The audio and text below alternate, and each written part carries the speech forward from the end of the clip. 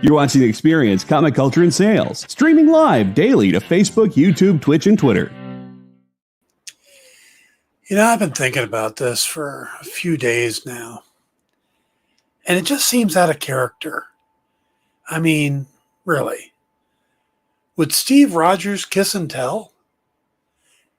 I don't think so. That just seems wrong. I still believe that what Bruce says is true. I just don't think he's the one that told him. But we'll talk about it. And the rest of the She-Hulk, I mean, it is her show. On the Dan Wickline show today. Stay tuned.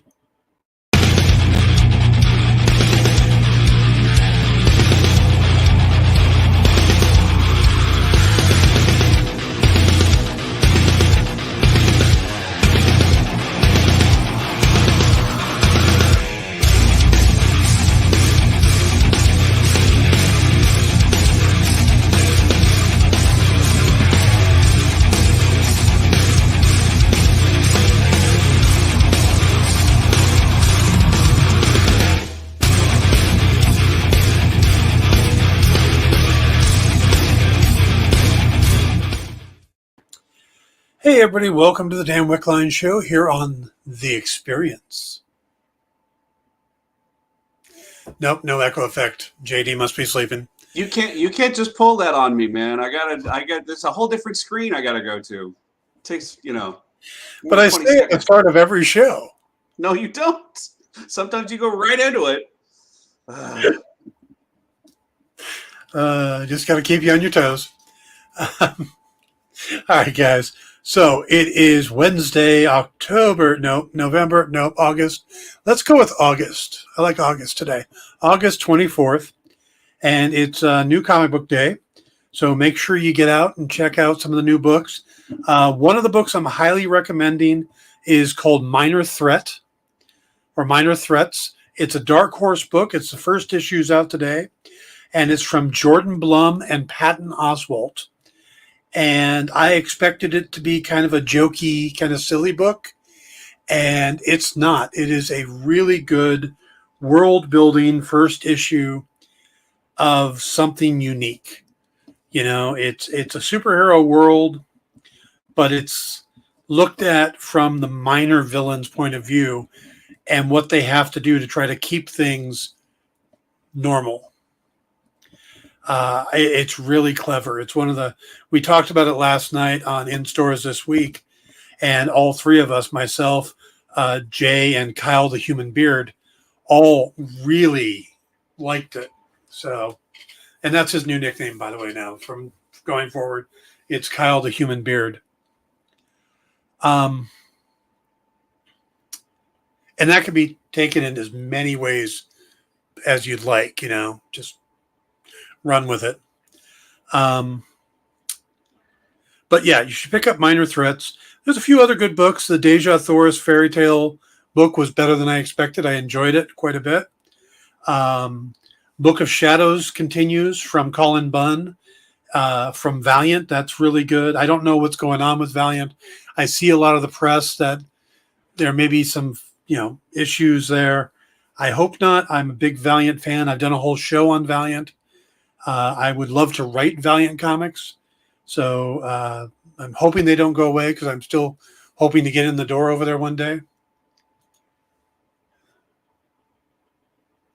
Oh, thank you, Jeff. Yeah, we have the new format where stolen from Pardon the Interruption, but it's actually from a school thing. It's a teaching tool that he borrowed, and he's going to keep working on it, make it really work for us. But yeah, I like that because we get to see what books are coming up, and because I usually have a checklist on the side as we're going through in case Kyle forgets one, I can bring it up. But now we're going to checklist, so that's going to be really nice. But yeah, it was a good show last night. Anytime I can mess with Kyle is a lot of fun. So, all right, let's see. All comedians have a lot of dark to work through. That's why they're comedians. Oh, all right, Jeff, we are definitely going to talk about how I think Bruce found out about Steve. But We're going to get to it in its proper time. And we are going to talk about She-Hulk with the new episode debuting tonight, tomorrow, where you are. I always think of it as Wednesday night because I get it at midnight. And I'm that guy that still thinks midnight is Wednesday. It's not technically Thursday. I know. But the first episode. See, there's a lot of shows going on right now, and I'm hearing a lot of hyperbole, and I worry about reviewers who come out and talk about things as perfect. Sandman. There's been a lot of people, we talked about this yesterday, a lot of people were coming out saying that Sandman was a perfect adaptation, and then Kyle and I spent yesterday talking about the problems with it. And not to denounce it as not good, it's a good adaptation, but there's problems with it. Every show, especially when you take it from one medium to another, is going to have issues. There's going to be things that they change. Some of them are things are going to work. Some of the things aren't. There is no perfect adaptation. There is no perfect TV show. I'm a huge fan of Only Murders in the Building. The season finale that we're going to talk about tomorrow was brilliant, but there were still issues with the show. Some things they did better in season 1 than they did in season 2, stuff like that. By the way, JD, have you seen the finale yet?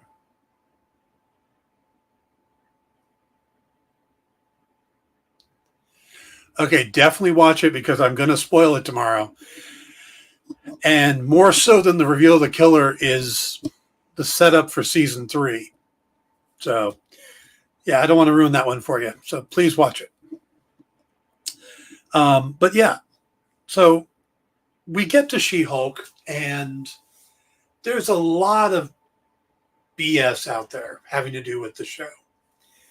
There is this whole community of people out there who seem to hate it anytime there's a female lead, anytime the show does anything that they would call woke.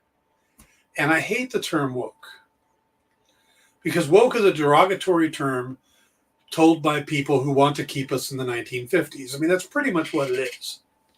So, hey, JD, we're doing politics. So basically, anytime you hear somebody says, "Oh, it's too woke," to hell with them. It's She-Hulk has been this way since she was created, since John Byrne took on the character in the 80s. This show is a love letter to the John Byrne run. Also, Dan Slott's run on her, the original creation. There is nothing in this show that didn't say it was the She-Hulk comics. Okay?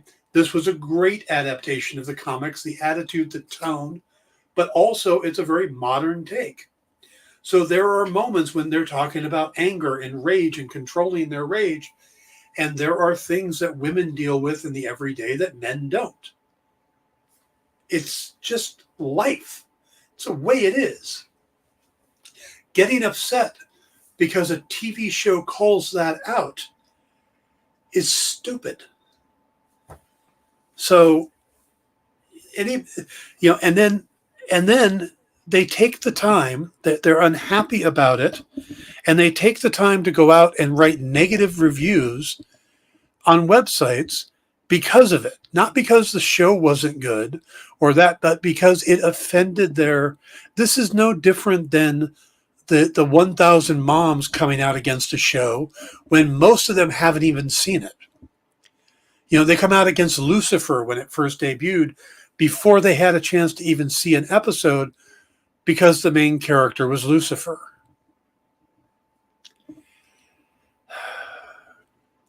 We live in an age where everybody wants to be offended. It's the only thing I can figure because everybody is so easily offended by everything. So She-Hulk is not too woke. She-Hulk is not being changed because of Marvel's current woke agenda. This is how the character has been for 40 years? 35 years? I don't remember exactly when Byrne took on the character, but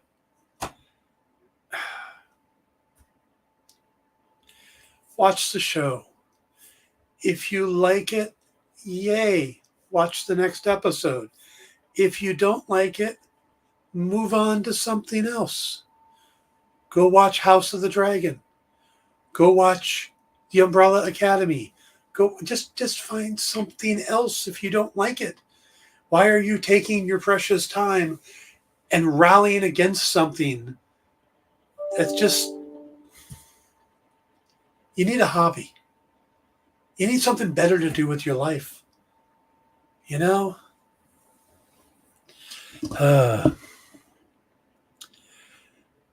Sorry, had to get that out. You know what? Yeah, okay. BBC says that's why it's hardcore. His name is, hardcore because he doesn't care. I'm cleaning up that a little bit because we are a family channel. JD says, I think it's more than wanting to be offended. It's wanting to feel important in shouting into the void, my opinion matters. It doesn't. It really doesn't. My opinion doesn't matter. If, I have thoughts on Sandman that, some casting I didn't like. And it wasn't because, they're gender swapped or anything like that. It's because it didn't work for me. But my opinion means zero. I have a platform to talk about it. You guys come and chat with me. You give me your opinions. I give my opinions. But it doesn't change it. Neil Gaiman isn't sitting here going, oh no, Dan Wickline didn't like this particular thing. I better change that. I'll get a hold of Netflix. We'll do a wipe and replace. It'll be fine. We'll take care of it. Doesn't matter. David Zaslav, his opinion matters. Kevin Feige, his opinion matters. In his sector. Kevin Feige says, I don't like how that is. It gets changed. Kevin Feige says, She-Hulk should be She-Hulk Attorney at Law. That should be the title. It becomes She-Hulk Attorney at Law. Kevin Feige doesn't like the fact that the Hollywood sign is white. It's not getting painted. Because Kevin Feige doesn't have that opinion or power. His opinion means a lot to the MCU, but outside of that, not much. If Kevin Feige thinks that the ending of How I Met Your Mother was bad and should be reshot, it's not going to happen just because that's his opinion.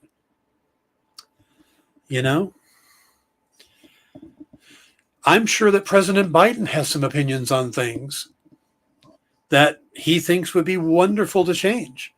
But unless he can get enough people in the government to agree with him, his opinion doesn't matter. Executive order can do a lot of things, but still. So, no. The fact that the character is changing or whatever, the only way your opinion matters is you turn it off. You don't watch it. One less viewer. And if enough of people don't like it, then enough viewers walk away, then the message will get clear. But going out and review bombing on IMDb or Rotten Tomatoes, they know you're review bombing. It doesn't matter. All right. Let's talk about the show itself. Because that's what we're here for. Now, the original casting of Titania Maslany, I was kind of mixed on it. At first, I thought, well, she's awesome in Orphan Black. She was great in Perry Mason. I think she's going to be wonderful. And then you think, well, but is she She-Hulk? And for a good few seconds, I did what a lot of people did was, she doesn't look like She-Hulk. And then the proverbial hand went, idiot, she's not She-Hulk, she's Jennifer Walters. She-Hulk is going to be a CGI character, just like Mark Ruffalo is Bruce Banner. He's not the Hulk.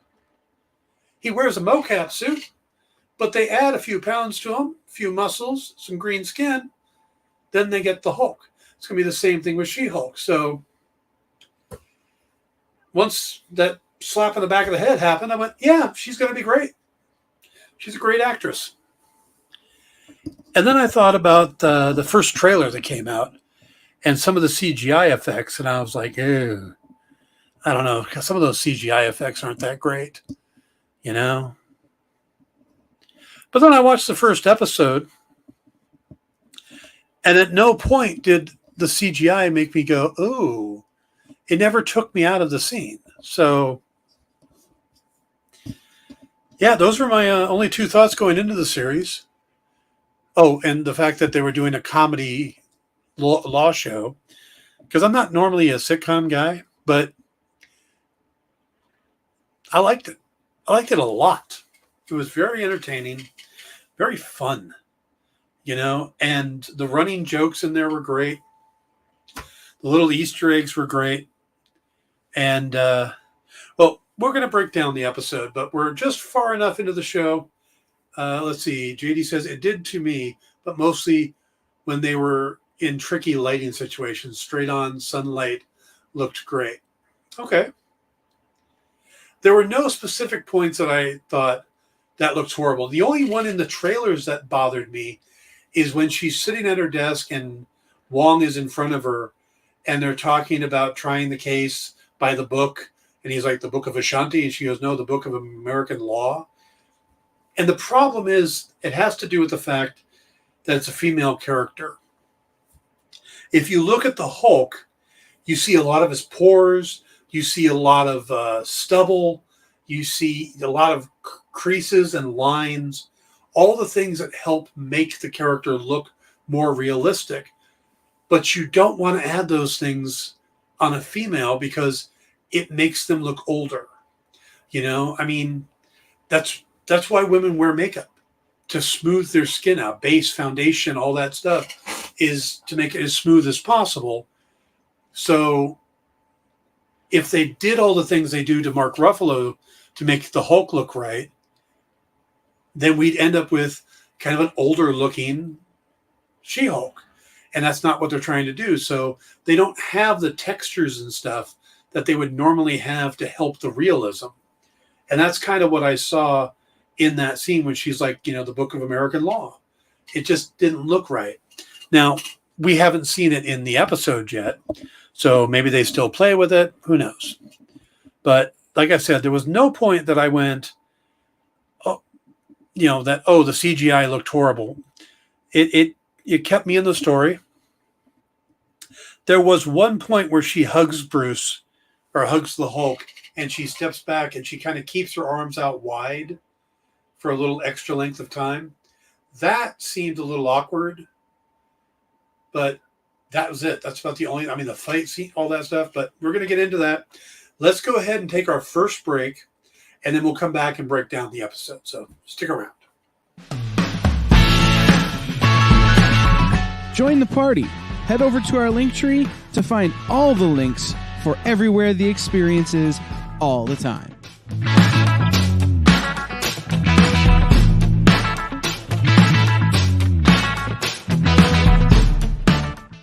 Comic Collectibles is here for you every Wednesday with AR Comics for two very important reasons: to sell you rare, one-of-a-kind comics that you'll love, and to confuse AR with old man talk.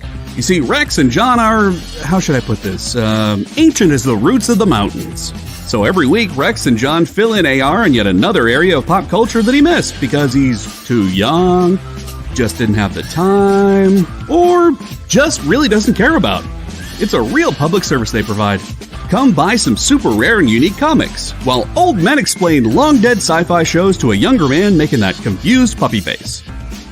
Every Wednesday from 6 to 8 Eastern with Rex, John, and AR Comics. Comic Collectibles on The Experience. Comic culture and sales.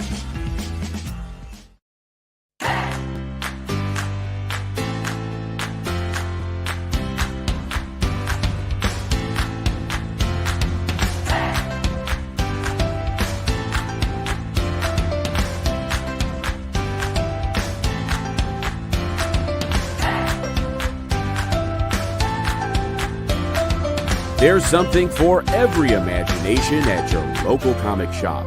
Visit comicshoplocator.com to find a store near you. Who would win, Batman or Superman? It's the age-old debate, except it's so much more complicated than that. Nerd Killer Warfare every week on The Experience is your chance to debate other nerds in the questions we've all been asking for years, except we take those debates and turn them up to 11. Go to bit.ly/EXP casting or scan the QR code to be part of the show.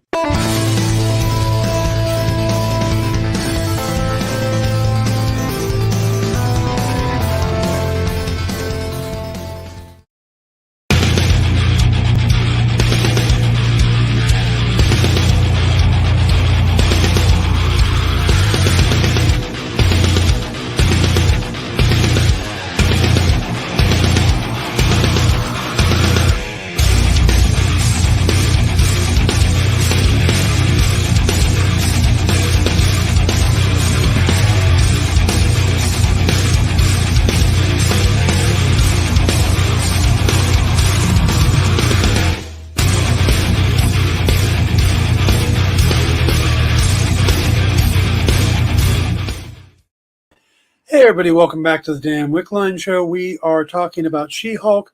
Before I jump back into that, though, I wanted to mention two quick things. Number one, I want to congratulate Nick Barucci, who was on the channel with us here, for the big news yesterday on the casting of Red Sonja. Matilda Lutz from Revenge is going to be Red Sonja. Wallace Day from Krypton is going to be her evil half-sister. And Robert Sheehan from the Umbrella Academy is also joining the cast. So that's three pretty big names. I don't know much about Matilda Lutz, or I do like Robert Sheehan and Umbrella Academy, but I am a big fan of Wallace Day from both Krypton, and when the show was on and I was covering it for Bleeding Cool, the whole cast of Krypton, you could tweet them questions, anything, and they responded.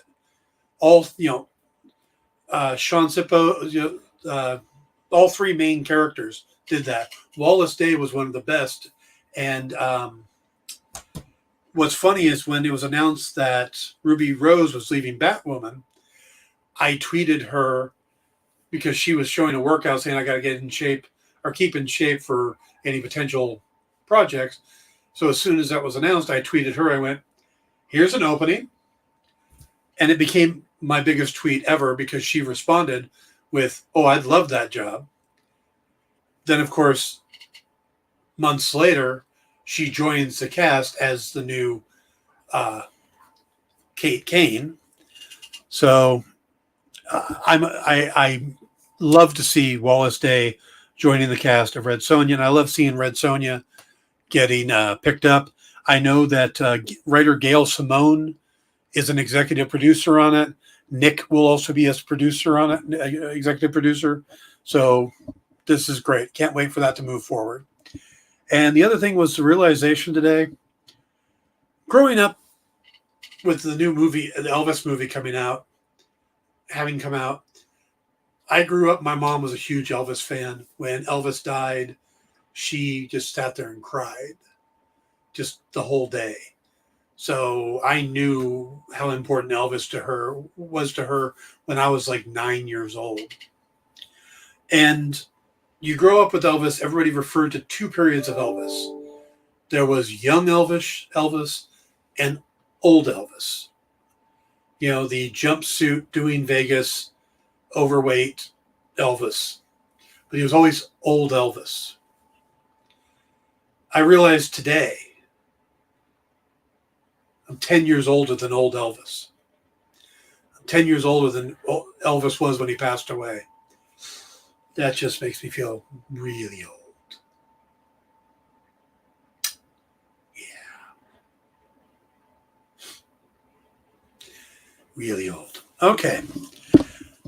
Oh, let's get into She-Hulk here, shall we? Now, the episode of She-Hulk, I love the title of it. Was it a normal amount of rage, which is great because it's one of those titles that actually appears in the episode. But it's funny how we got to this episode, because originally writer Jessica Gao wanted the origin story to take place much later in the series.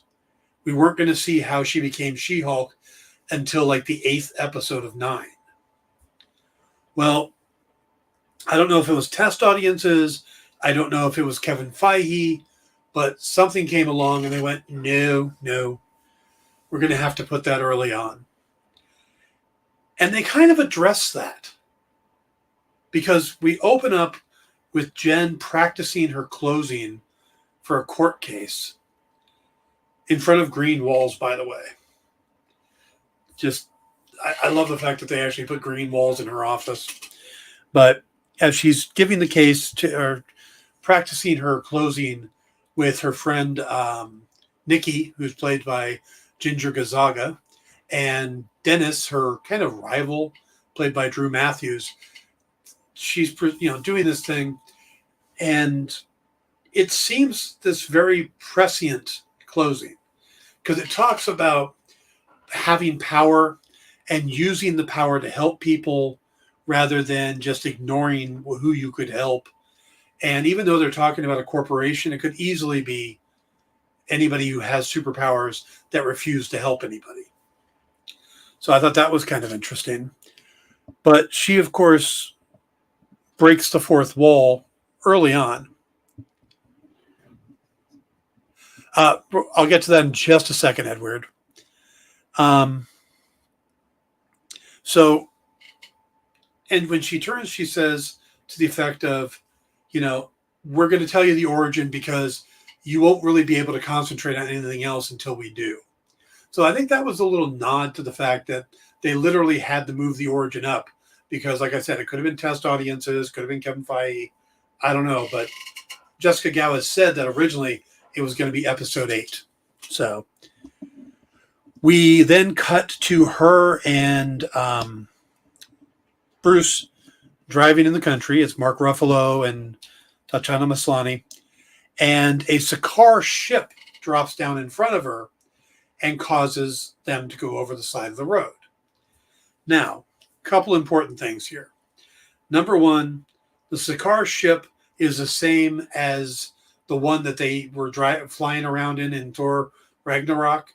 The one that had the button as "It's my birthday," and shooting fireworks and stuff. So Bruce recognizes it from Sakaar, recognizes the ship, and knows that it's a message ship. So someone is trying to get, or a messenger ship. So he knows someone is trying to get a hold of it. The conversation prior to going over the edge, besides the fact that there is a nod to Oscar Isaac in it, the whole eating Cheetos with chopsticks, that's something Oscar Isaac did on a TikTok, and it went viral. The idea of keeping the orange off your fingers. So they put that in there as a nod to Oscar Isaac. But she's talking about trying to figure out if Steve Rogers had sex before he went in the ice, or before he died, or at any point. Well, that becomes a running joke, and I think that's just brilliant, because you can see how awkward Bruce feels as she's talking about it, and you can see how intent she is on this. And I've heard some people go, why would she even want to talk about that? Why did they even bring that up? I have known a lot of women in my life who are very obsessed with people's personal lives. So the fact that she was asking that question and has put that much thought into it didn't faze me at all. It seemed perfectly natural for that character to be that obsessed with that question. Now, the accident happens, and Jen cuts her arm getting out of the car, pulls Bruce out, and we learn that Bruce is using a inhibitor on his arm that keeps him from turning back into Smart Hulk, or into the Hulk. Now he's doing that so he can get his arm to heal. It's been healing. That's why he's back in human form. He forced himself back into human form to help the healing process and was keeping himself in it. Now, this is where we're going to get to Ed's question. So she pulls Bruce out of the car. His blood drips into her wound. She becomes the She-Hulk. In the comics, it's a little more complicated, but also a little less happenstance. In the comics, Jen is working on a court case against a mobster who Bruce has come to visit, and when they're there, a hitman basically takes shots at Jen, and she needs a blood transfusion, which Bruce gives her, but it causes her to turn into the Hulk. So that was more driven by the mob hit, and but the thing is that really wouldn't work in today's storyline, because I'm pretty sure Bruce would not give his blood for any reason. He would come up with some other reason. He'd try to come up with some way, because he would know how dangerous it would be.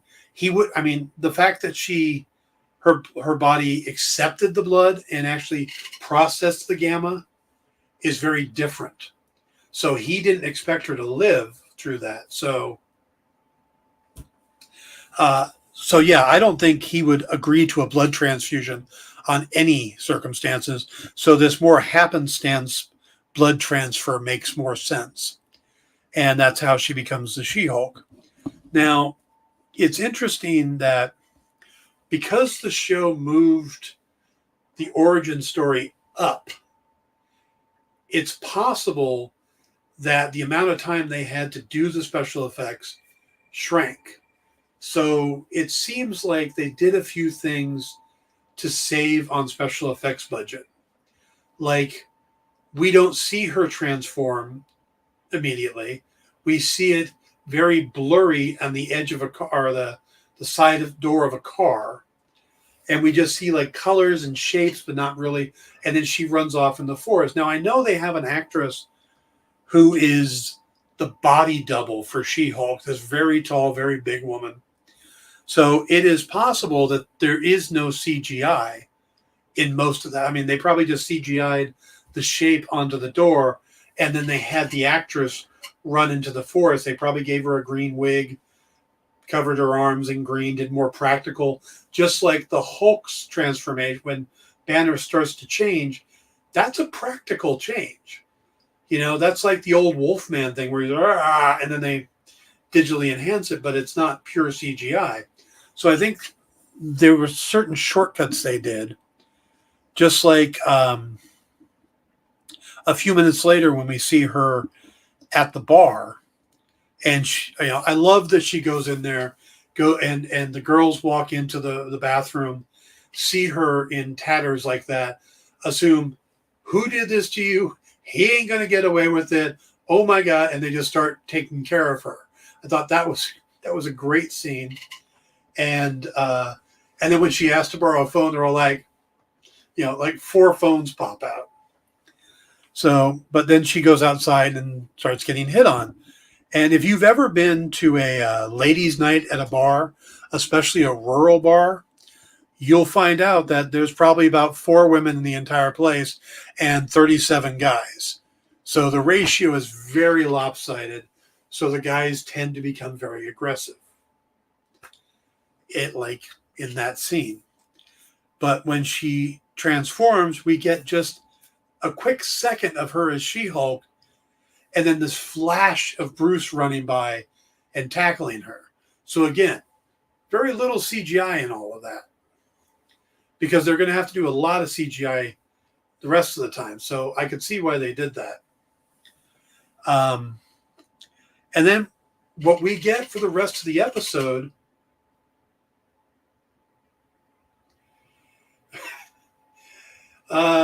Triple B, no, I don't think it's strange. Do you watch wrestling? Like the women of wrestling, stuff like that? Because you may have a type. Just saying. And if you don't watch wrestling, you may want to start for the female matches. Just I think that's a plot point in further episodes. Well, yeah, she is going to go dating. So,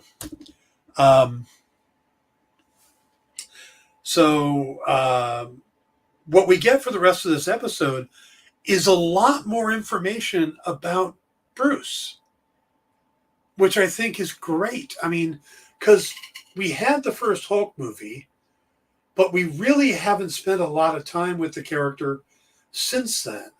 And most of the time, they kind of pretend the other Hulk movie, it happened, but we don't talk about it a lot, you know? Like the fact that I've got a half-sister that I've never met, you know? It's like every once in a while she gets mentioned, but we don't talk about her because we don't really, you know, just... She's somewhere in West Virginia. That's all we know, you know? So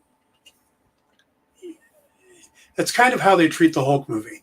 But it's really neat that we get more on the relationship between Bruce and Tony, how Tony built the Gamma Lab for him, and how that's where he spent all those months learning to become the Smart Hulk, or Smug Hulk, as she refers to him at one point. Professor Hulk is another name they used. Also, like the fact that he's got that journal that he's written. And it's the fact that we've been calling him Professor Hulk, and he goes, well, I didn't think this would become a syllabus. He's Professor Hulk now. So it says, who was the supervillain that broke through the wall at the court and made her during the trial? That's Titania, who's a normal villain for She-Hulk. And we're going to get a lot more of her. So I think this was just a loose introduction to show her in action. And then we'll get more of her in episode 2. But yeah, that's Titania. So, but yeah, we got, you know, a lot of better idea. And some of the descriptions that Bruce uses, like, you don't have another guy trying to grab the wheel, things like that. I thought that was interesting. When he talks about Tony, how Tony just came by and drank a lot, complained about Steve, stuff like that. I think that's a clue to my theory that we're going to get to at the end. But it's just really interesting how, and when Jen doesn't have that other passenger, or if you're a Dexter fan, his dark passenger, since she doesn't have that, Bruce is kind of jealous because it's not a control issue that he has to learn.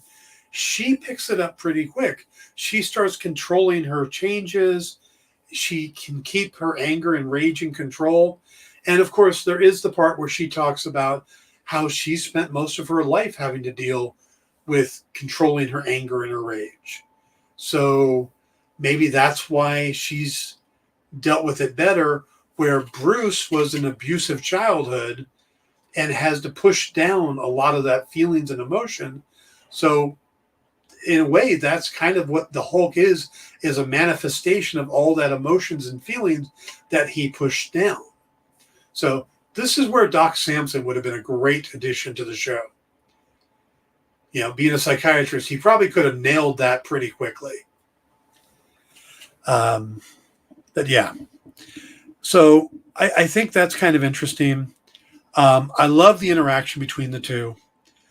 There really does feel like cousin relationship. If you have a cousin that's just a little bit younger than you or a little bit older than you probably have a similar relationship like that, where you kind of joke at each other and pick on each other and stuff. It's not quite a sibling relationship, but it's in that ballpark.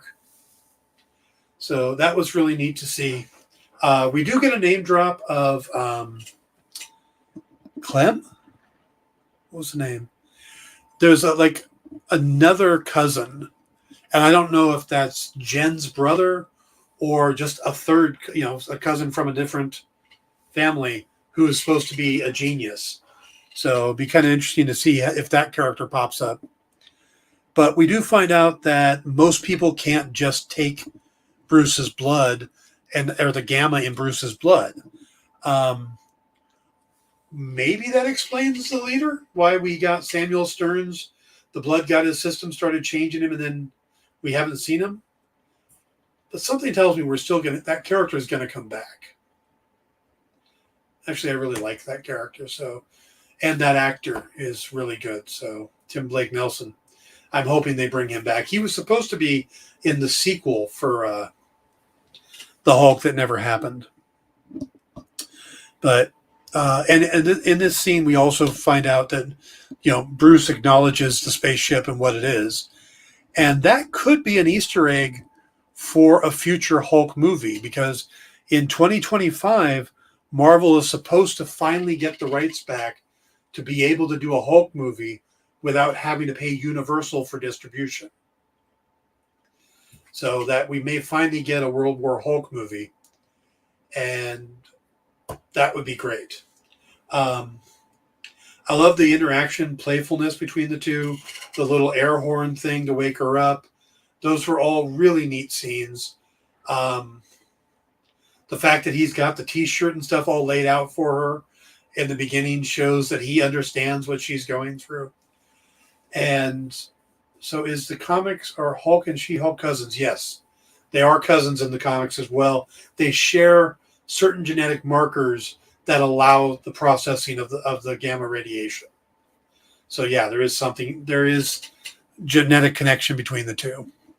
So, okay, let's go ahead and take our second break, and then we'll come back and we'll talk more about the show, and we'll get to the post-credit scene and my theory.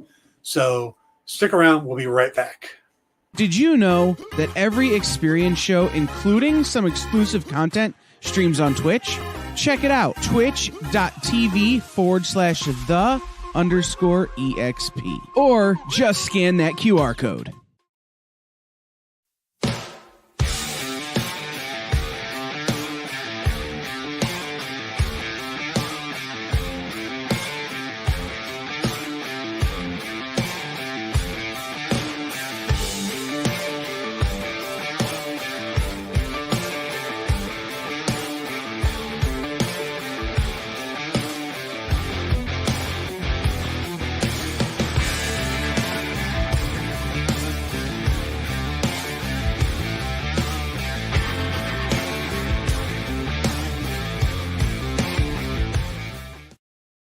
Imagine being at a convention and going to an interview panel that's just for you.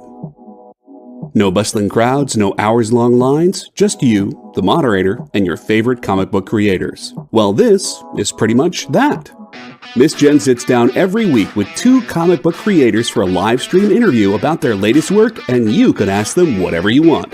It's Talking Shop, Mondays at 5 Eastern on The Experience, Comic Culture and Sales.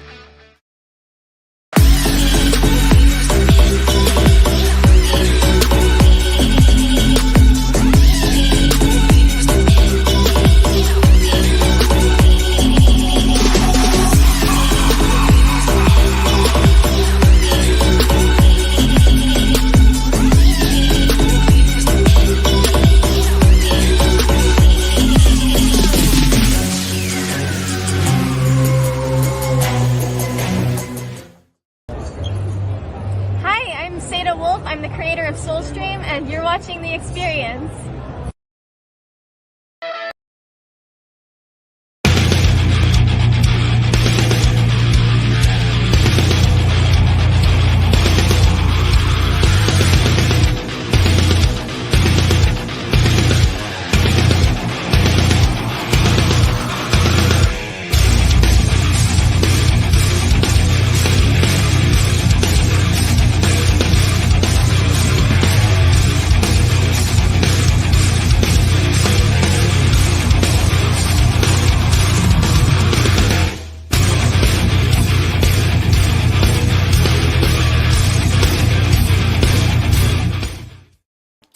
Hey everybody, welcome back to the Dan Wickline Show. We got some breaking news exclusively from Deadline, And it's not news that it's going to surprise us, but it's more confirmation. We've been hearing for a while now that Warner Brothers Discovery was likely to move the release dates for Aquaman 2 and Shazam 2. Well, it's official now. The Aquaman and the Lost Kingdom, it said that needs some more time in post-production, and it's going to be moving from March 17th to December 25th of 2023. So Aquaman is going to be released on Christmas Day in 2023, which makes sense because the original Aquaman was also released on Christmas in 2018. So that's a film that made, 335 million domestically and made $1 billion worldwide. So it's the first DC superhero movie to make $1 billion, with the Joker being the second. Now, with that date opened, Warner Brothers is going to move Shazam! Fury of the Gods from the December 21st date of this year to March 17th of next year. And that makes a lot of sense because it gets it away from Avatar. Now, the Avatar sequel that's coming out. Now, that I don't necessarily think Avatar is going to have the fan base that everybody thinks it does, or that speculation has. But Avatar would have taken up all the IMAX theaters and stuff. So now by moving it to March, Shazam not only gets, a date without a big movie opening opposite of it, but it gets the IMAX theaters and everything like that. So, yeah, Werpenstein, I think Avatar is going to be a disaster too, because you never hear people going, "Oh, that Avatar, what an amazing story." Everybody talks about the special effects, and we're so far ahead of where they were that unless they're doing more cutting-edge special effects, it's going to have to ride on its story, and I just don't see that. I mean, the first story was basically Pocahontas. So, thank you, Triple B. I appreciate that. Let's see. And, all right, let's get back to the show. We, of course, get a Hulk She-Hulk fight, which I thought was fun. We get those moments of, and it's like the training montage and the actual fight. It's a reminder that Hulk is still a serious powerhouse. He's just muted right now by being Professor Hulk. I'm still in hopes that whatever they do, if they do a Hulk movie, it's him going back to the Savage Hulk. It's World War Hulk. It's something like that. And we get him to cut loose again. I think that would be fun, that he lets the other guy grab the wheel for a while and all hell breaks loose. That's what I want. But I enjoy what Ruffalo is doing with the character. But I thought the fight was cool. And there were humorous bits to it, but also you could see they were kind of blowing off steam. Yeah, he is hampered with Banner in charge. So I do think there's eventually going to be, whether it's in a Hulk movie or in the big Avenger movies coming up, we're going to eventually get Savage Hulk again. So, all right. So Jen ends up finally convincing him she's going to go back. We get the courtroom scene, which we've seen in the trailers and stuff. The guy sitting opposite of her is important. The lawyer at the other table is Holden Holloway, played by Steve Coulter. That's part of the law firm that she's going to end up working for, which is Goodman, Lieberman, Kurtzberg, and Holloway. And the reason I remember the name of it is because it's very specific. The reason they call it GLKH, Holloway is the actual only character. Goodman is named after Martin Goodman, the original publisher of Timely, Atlas, and Marvel Comics. Lieberman, of course, is Stan Lee. That's his real name, Stanley Lieberman. Kurtzberg is Jack Kirby, his birth last name. So it's named after Goodman, Lee, and Kirby. So Holloway will end up hiring Jennifer. So there's a good chance her hulking out in court is going to get her fired. I just see that kind of happening, and which is what happened in the comics too. So there's a good chance she'll end up getting hired, running the superhuman division of GLKH, and he's like a sub partner, a junior partner, because it's GLK/H. So Holloway isn't as important as the other three. And this will lead to stuff we've seen in the trailer, like her working with Emil Blonsky, Wong, all that stuff. But she goes back, she has that quick fight, and again, we really don't get a lot of the fight scene with Tatiana, no, Tatiana's the actress, Titania, but it's enough that it's like, okay, we get a tease. I mean, it's definitely not a big fight scene. There's a table thrown, there's a flying kick thrown into a wall. So it's just a teaser fight. But, you know, we get that really works out well. I love the closing credits. Is that the same law firm Daredevil works with? No, Daredevil works for his own law firm of Nelson and Murdoch. So if they go up against each other, it'll be from different firms. So they'll either be against each other, or if you have co-defendants and, you know, each defendant has their own lawyer. So they'll find a way to pull the two together. But no, Daredevil doesn't work for that. He works for Nelson and Murdoch, the firm he and Foggy Nelson own. But I love the fact that they use courtroom artist sketches for the closing credits, which means that there's a good chance we're going to get a different set each time. So it'll be fun watching the closing credits. Plus, the word is that all of the episodes will have a post-credit scene, and most of them will be humorous. They're little quick jokes to exit on. And of course, the joke in this one is she's as Jen, drunk.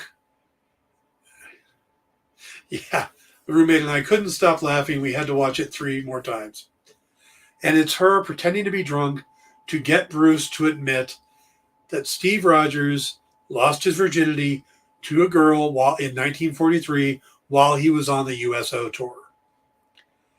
And of course, she ends it with Captain America, and then they cut it off like they do in the Spider-Man movies. You know, like when Aunt May walks on him as Spider-Man, what the fuck, and cut. So they did that same cut. But now I saw a lot of people trying to figure out who the girl was, and they're all racing around going, well, could it have been the girl that kissed him? And then Peggy Carter walked up. It's like, no, because that was after the USO tour. So that wouldn't have been it. So it probably, if it's going to be somebody we saw in Captain America Winter Soldier, there's a moment that a woman who comes up and asks for an autograph, and they have this longing look at each other. There's a good chance that's who it is. Which then, of course, opens up a whole nother can of worms, because the actress who played that scene is Laura Haddock, who also went on to play Peter Quill's mother in Guardians of the Galaxy. So now people are trying to figure out if Steve Rogers is Peter Quill's grandfather. Yeah. Fans. Also, the information came directly from Kevin Feige. So that is canon that Steve had sex in 1943 during his USO tour. Let's see. Ed says, do you think Bruce is done with the show? No, there's at least some clips of him on the phone with her talking. So I think he'll pop back up. And I think they have to answer who the spaceship was, who was in the spaceship, or what the message was. So I think there'll be a little more Bruce. Let's see. JD says, so this was most of the world told that Steve died in the Battle of Thanos. I'm not sure, but you notice that Bruce says Steve is not a virgin. He didn't say Steve wasn't, basically it sounded like Steve is still alive the way Bruce says it. Jeff says the Marvel family tree is complex. It is. And it would be funny if Steve Rogers was the grandfather of Peter Quill, but I don't think they're going there, especially since we do meet his grandfather in Guardians of the Galaxy. Now, he could be a step-grandfather, but... So, now the big thing. Would Steve Rogers have told Bruce Banner when he had sex? I don't see it. I don't see it being a kiss and tell kind of thing. That's not Steve.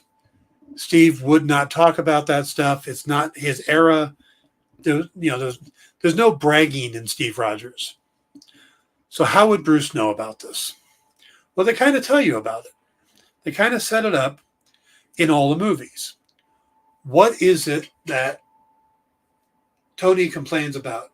Tony complains about Steve. Why? Because Tony's father, Howard, talked about Steve Rogers all the time. He idolized him. Now, Howard was around during all that time. So Howard could easily have found out who Steve hooked up with. He hooked up with the same girl. He heard about it. So most likely what I'm thinking is Steve had this dalliance. Howard found out about it. And then in all of his talking about Steve to his son Tony, that was mentioned. And then Tony sitting around complaining about Steve, he's not perfect. He even, he had a one-night stand, blah, blah, blah, drunk on the island. That's how Bruce found out about it. See, that makes a lot more sense to me than Steve telling Bruce that he had sex when he did. That doesn't fit for Steve Rogers. The other way makes a lot of sense, doesn't it? Okay, Ed asks, when Steve went back in time to be with Carter, I assume they went on to get married and had a relationship. Yes, I assume that as well. So, but I don't think the general populace is aware of that. Just like I don't know if Scott Lang was aware of that, because most of what people seem to know has come from Scott Lang's book, Scott Lang's podcast. At least that's the impression we get from Miss Marvel. And Scott wasn't around when Steve went back and took all those things back. So he may not know that Steve spent time in the past and lived a life, and they might not want to tell anybody, Because even Steve was like, when Falcon was like, you want to tell me about her? He's like, no, I don't think I do. So I think that Steve's living his life in the past is a secret. Just like I think, he wouldn't have told Bruce. So that's my thoughts on that. I thought it was a brilliant first episode. It had flaws, it had moments, but overall, I think it was a really good first episode. And I can't wait to see tonight's episode, to see where they pick up. I thought the little fight scene with Titania was a little rushed, so I'm hoping they flesh that out a bit. We get a lot more stuff. And that's that. JD says that seems silly though. They would have had a huge press coverage, interviews, congressional hearings, a huge swath of New York countryside got blowed up. Yeah. But I still think most of it came out because I don't think the government would have put out that information because the government wants everybody to be calm. There are no aliens. There's no big purple guy with a ridged chin telling, with stones. There are no stones that control the, reality. None of that. It's all fine. Things are fine. Don't worry about the giant guy sticking out of the ground on the other side of the world. None of that. But, okay, guys, I'm now going over. Stick around for Comic Collectibles with Rex and John starting right now. Get the inside scoop on everything happening at the experience every week. Join our mailing list by scanning the QR code at the bottom of the screen and then watching your email inbox.